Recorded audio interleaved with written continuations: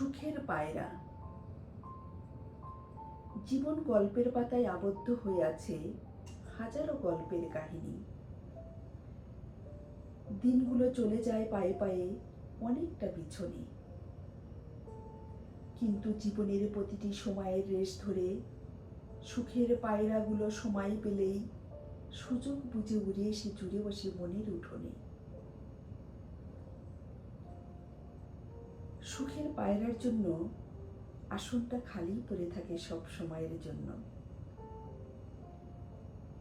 সুইজারল্যান্ডের উঁচু পাহাড়ের নিচে গহীন অরণ্যের সমারোহ আর আন্তরিকতার ছোঁয়ায় ভরা বিশাল আকৃতির মায়াবী লেকের পাড়ে গড়ে তোলা রিসর্টের ছোট্ট একটি সবুজ মায়াবী রুম এবং রুমের আশেপাশের দৃশ্যপটে ঘিরে 2 দিন থাকার মাঝে পেয়েছি সারা জীবনের জন্য সুখের পায়রা।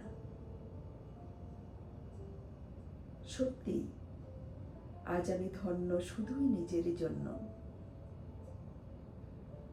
ঘন সবুজ অরণ্যের মাঝে আনুমানিক 10 বাই 12 ফিটের দোতলা বিশিষ্ট সেই ছোট্ট সবুজ নীড়ে পেয়েছি অফুরন্ত রোমাঞ্চকর রোমান্টিকতা।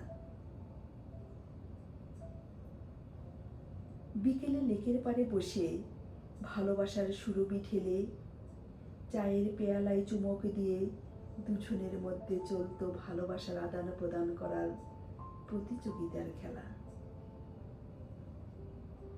বিকেলের কাছাকাছি সময়ে দেখেছি দু চোখ মেলে সারাদিন ফুটে থাকা অচেনা অজানা নাম না জানা কিছু ফুল ক্লান্ত হয়ে ঝিমিয়ে পড়তে। আর জীবনের প্রথম দেখা সাদা সাদা এই সব ফুলগুলো এক এক করে পাপড়ি মেলে ফুটে উঠত সারা রাত জেগে থাকবে বলে। কত রংবাহারি প্রজাপতি উড়ে এসে জুড়ে বসত ওই সব ফুলের উপর। লেকের শান্ত জলের মাঝে মনমোহয়ার নেশায় বসে অবিরাম সময় কাটত আমাদের দুজনের। দূরের ঘোলাটে কুয়াশা জড়ানো পাহাড় পর্বতমালাগুলো বড় বিচিত্র ভঙ্গিমায় ঠায় দাঁড়িয়ে দেখত আমাদেরকে। কখনো কখনো লেকের পাড় ঘেঁষে পাহাড়ি পথ ধরে হাঁটতে হাঁটতে দুজনে চলে যেতাম ওই দূরের শ্যামলী অরণ্যের মাঝে। আবার কখনো নির্জনতায় বসে চুটিয়ে প্রেম করার মজাটা নিতেও ভুল করতাম না।